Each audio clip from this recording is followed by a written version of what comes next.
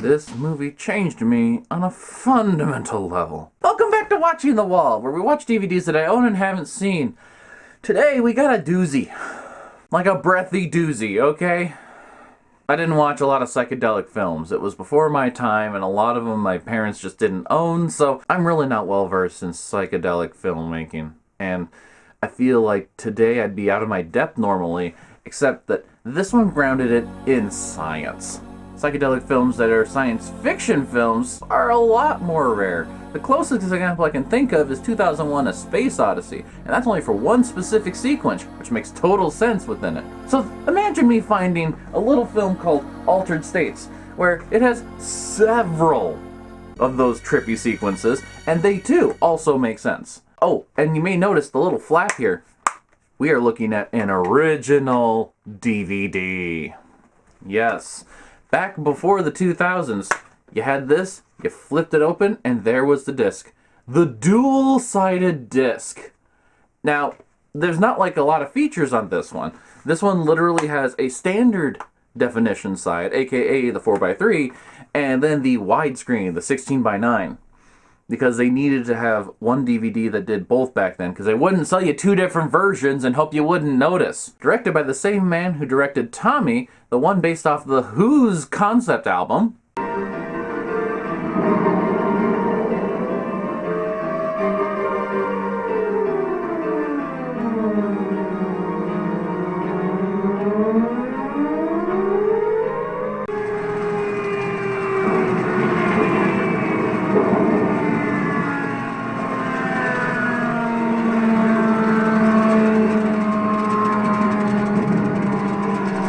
That scares the children, and based on the novel written by Paddy Chayefsky. Paddy Chayefsky as an author is an odd premise. For those that don't know, Paddy Chayefsky was one of the most sought after and influential screenwriters of his day. And after a couple of stumbles in the middle of the 70s, he found one of his most important films being made in 1976's Network.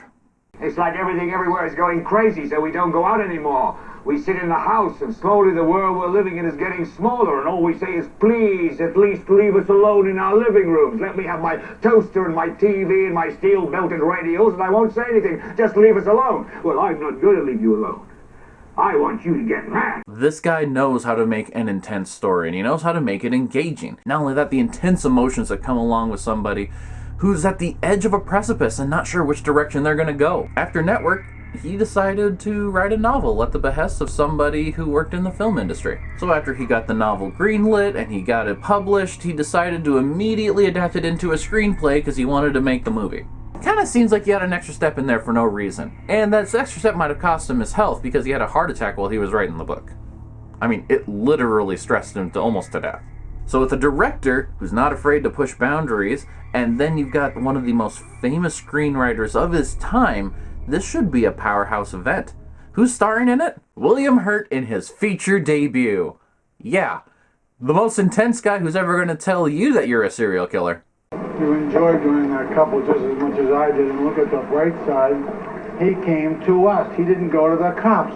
If he tries to shake us down, we kill him, period. We make it fun, but we kill him. People sleep on Mr. Brooks. Don't.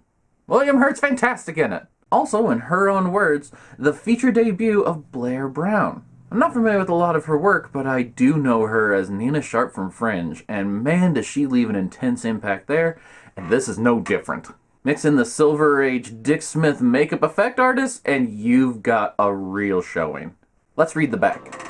Research scientist Eddie Jessup, William Hurt, believes other states of consciousness are as real as everyday reality. Using sensory deprivation, then adding powerful hallucinogenic drugs, he explores these altered states and endures experiences that make madness seem a blessing. Academy Award winner William Hurt as Jessup, his film debut, heads a solid cast featuring Blair Brown, Bob Balaban, and Charles Haid. Working from Paddy Chayefsky's novel, director Ken Russell guides us with a sorcerer's skill through Eddie's magical and horrific journey as Altered States gyrates with dazzling visual bravado and bracing emotional impact. With such a constellation of stars and so much talent behind the camera, I can't wait to see how we launch off on this psychedelic, intense journey.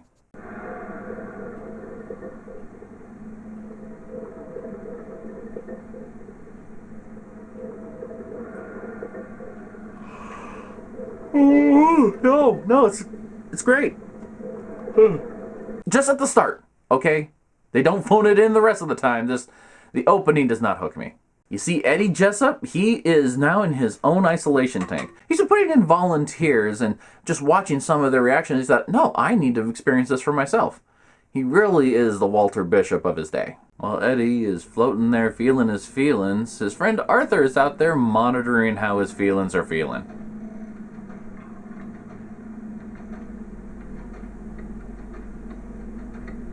Man, how'd you keep track of all the knobs back in the day? Computers used to be so complicated. You better bring a book. Eddie is ecstatic about what he experienced in there. He said he got religious visions. This is close to primordial soul. And I'm thinking, okay, yeah, this is going to be one of those get into your headspace movies. It is, but it goes further. They're working at a university, and of course at a university you're going to have some mixers. Just get around and get out of the lab and have a conversation about your work. He says you're doing some work with him and Alan Hobart at St. Whitney. Yes. What sort of work? Toxic metabolite stuff for more or less replicating he's from Friedhoff strategies, trying to find maverick substances specific to schizophrenia. I think we're chasing our tails. What do you do? I don't think Eddie's had a lot of conversations with others. This doesn't assuage Emily from talking to him, though. In fact, it might be the reason why she did. I'm a physical anthropologist. I'm sweating out my dissertation. Where? Columbia. Holloway. And that bunch. You're kind of young for a PhD, aren't you? I'm 24. Still pretty good. I didn't get my PhD till I was 25. I'm supposed to be a whiz kid. I'm a whiz kid, too. I do love that they're peers meeting each other at the same level. This is not a, I've always looked up to you. It's a, no, I see what you're doing because as a doctor of anthropology, I too have a lot of intense research that I'm doing, and I love how passionate you are about it. I've always been interested in interior experiences, especially the religious experience. The only reason I'm working with schizophrenics now is the religious experience is so significant in schizophrenia. There's only so much work you can do with animals. I worked with monkeys for 2 years, but monkeys can't tell you what's going on inside their consciousness. You need human beings for that. That and his brazenness. I'd like to go home with you tonight. Would that be all right with you? That's a big swing. So whenever you want to go there, you let me know. I'm out right now. And he knocked it out of the park. Good for you. We then go to one of many scenes that's going to show Blair Brown naked. I couldn't find a lot of detail about this, except for one interview she did on Johnny Carson talking about it. You're not naked in this picture, are you? I am naked a lot in this Really? picture. Yeah. Oh, I have it. Of course, it has to do with the involvement of the script and it's Yeah, it necessary does, for yeah, dramatic. it's all and very so on. meaningful, they say. But they like, naked girl running around a lot. But it's not my favorite thing to be in a room with sort of 40 guys with no clothes on. Otherwise, I'd be in another profession by Yes, now. Yes, yes. if I was interested in that. Her performance doesn't suffer due to how exposed and vulnerable the actress portraying the role is. I haven't told anybody about this in 10 years. I'm telling you now because I want you to know what sort of a nut you might be getting mixed up with. Arthur was right. You are a fascinating person. Hey, he's giving her all the red flags, and she's looking right past him, thinking it's just a parade. She has such strong confidence and presence, despite the fact that she is literally in her most vulnerable state. So after a couple months, they both secure jobs at Harvard, and then they move in together, have some children, and just start teaching at Harvard for, about half a decade or better. No, I'm not jumping over much. That is literally a scene jump. We get all that established. With the least romantic thing I've ever seen.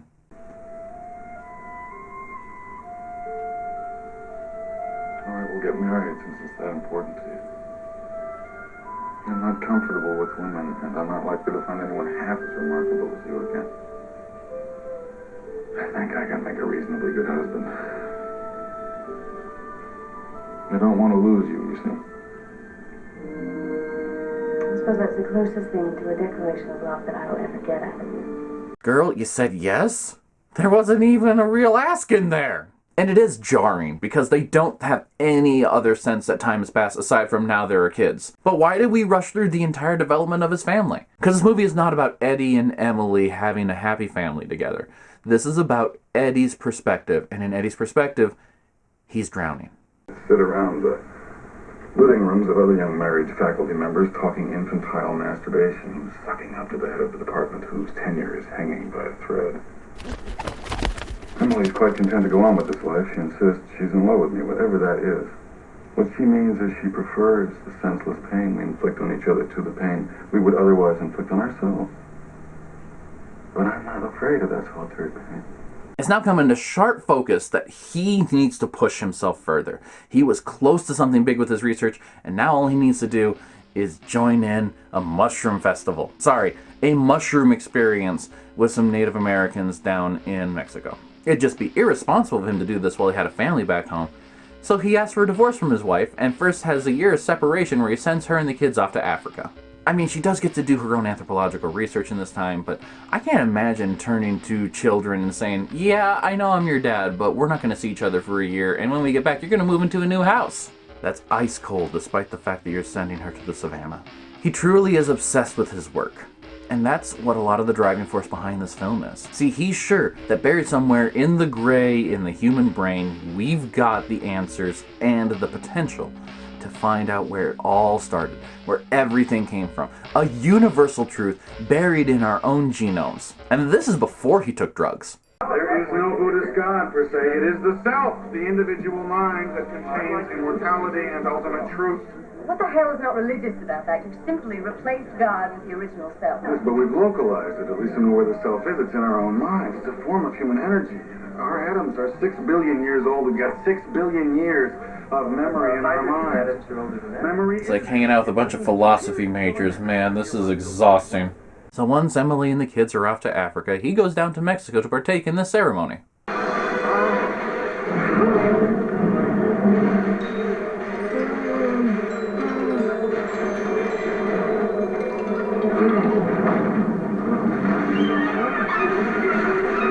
Oh, the mushrooms are picked on the 4th of July. I gotcha. I mean, those fireworks seem real close to William Hurt there. I'm concerned. This one was not a religious experience. This was touching the void, and the void touches you back. Eddie has always been in search of the universal truth, and at first he went with religion, but when he was 16 he dropped that. Now he's looking to another alternate solution in the mushroom solution. He literally gets a jar of the stuff to take back to the States so they can analyze it. How's that analysis going, man?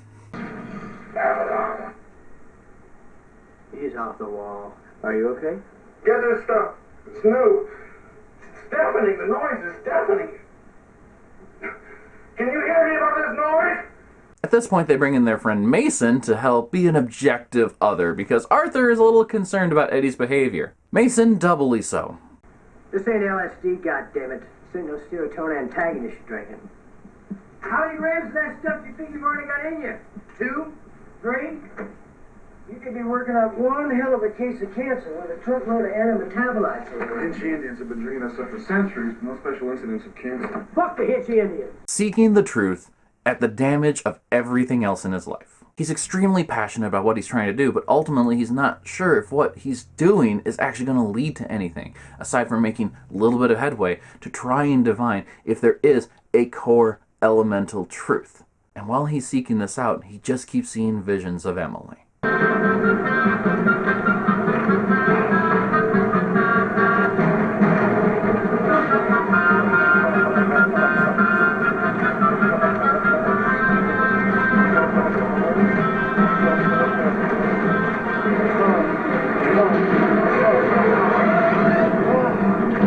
And not seeing any connection that might be part of what the truth is to him. So on one of his trips into the isolation tank while on mushrooms, Eddie finds a little bit of regression is happening.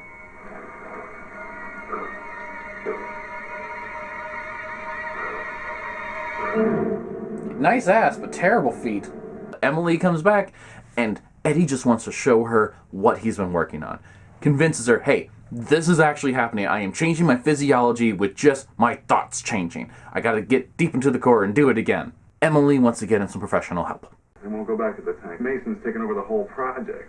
He's got Arthur up in his lab every day fractionating rat brains. What the hell am I supposed to do while they're fractionating rat brains? Mommy. Everybody thinks your father's going nuts. So without any outside observation and alone, he dives back into the tank. When he comes out of that tank, he's He's very different.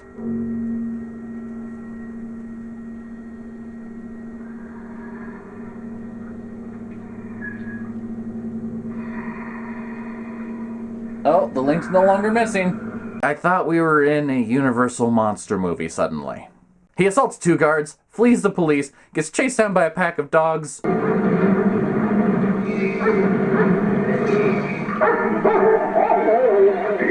This is the part of the film that feels the most gimmicky to me. It just feels hokey compared to everything else. I was worried that this is what the rest of the film was going to be. He goes into the tank, he changes into an ape, he comes out, and then he tries to kill people. Emily and Arthur spring him out of jail, though, because he was just found near a dead goat in the zoo. That court case is going to be weird to explain. They decide to give this whole isolation chamber trip one more try. It's always that last try where everything goes wrong. Beyond our own comprehension. Now, because I believe him, I want this thing stopped.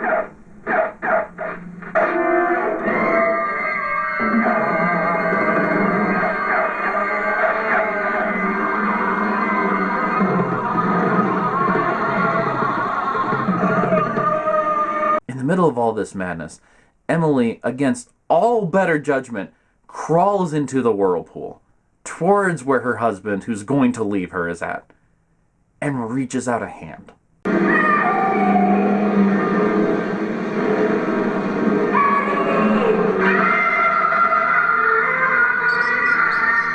Just so we're clear, I am not saying that taking mushrooms while in an isolation tank won't do this, but the odds are low. Even when he's lost in the mire of his own chaos and destruction, all in pursuit of some truth he doesn't even know exists, she reaches out to him, and he takes her hand. And here Blair Brown gives one of the best monologues I've heard from a woman at this era in cinema. I was never real to him. Nothing in the human condition was ever real to him. He's a truth lover. Reality to Eddie is only that which is changeless, immutably constant. What happened to Eddie tonight? That was Eddie's idea of love. That was consummation. He finally got it off with God. He finally embraced the absolute. Was finally ravished by truth, and he got down here, destroyed him. The next morning, when he comes back to consciousness, he agrees. I can't tell you how much you mean to me. How much I need you and the kids. I just wanted you to know that. You saved me. You redeemed me from the pit I was in, Emily. I was in that ultimate moment of terror that is the beginning of life. Truth is what's transitory. It's human life that is real. I don't want to frighten you, Emily, but what I'm trying to tell you is that that moment of terror is a real and living horror, living and growing within me now. And the only thing that keeps it from devouring me is you. I must be a softie, okay? Because that shocked me that this movie went that direction at the end. Yes, it's cliche, but it seemed like this is going to be your hard-boiled scientist who, once he finds the truth, is like, yes, I'm going to transcend, and I'm going to go and find it, and I know this is exactly what it is. I mean, that's a 2001 A Space Odyssey ending, you know. Become the space baby. He starts to regress. But this starts to get real weird. Defy it, Eddie. You made it real. You can make it unreal. If you love me, Eddie. If you love me, Eddie, defy it!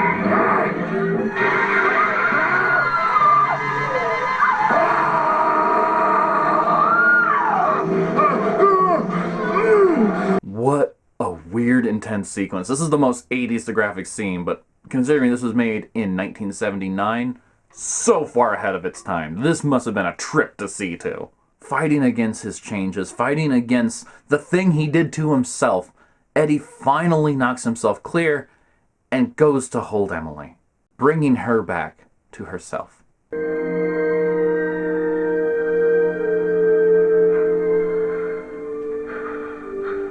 love you, Emily. It took this transitory experience for you to realize that you loved me? I mean, I'm not gonna complain, but you could have saved yourself a lot of heartache if you just let your guard down and said, you know, maybe this is my purpose here. I don't know. Altered States, on the heels of Network, feels like a writer who is going through something. Paddy Chayefsky got cancer and died at 58 years old in 1981, just a year after Altered States came out. The simian rampage aside, I think this film, about trying to find yourself while you're also with someone else, and questioning everything even after you found your own happiness, causing wanton destruction just for the sake of you're not sure what else to do. Psychedelic, trippy, very naked, very profane. Probably one of the most honest films I've ever seen. It speaks to the truth of the human condition in a way that no philosopher is ever going to really be able to touch on.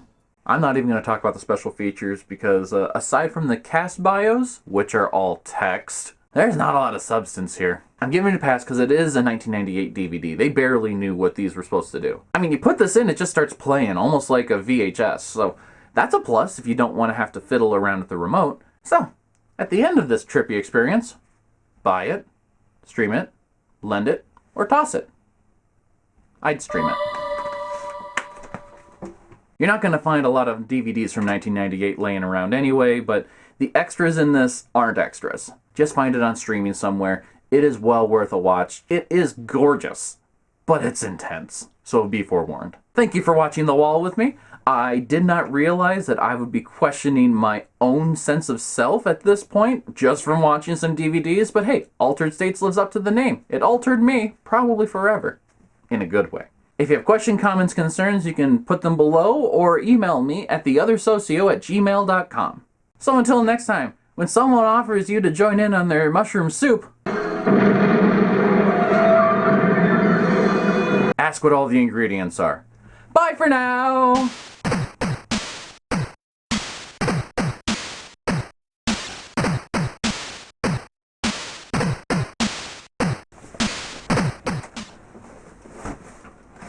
This movie is 45 years old and it still blows my mind.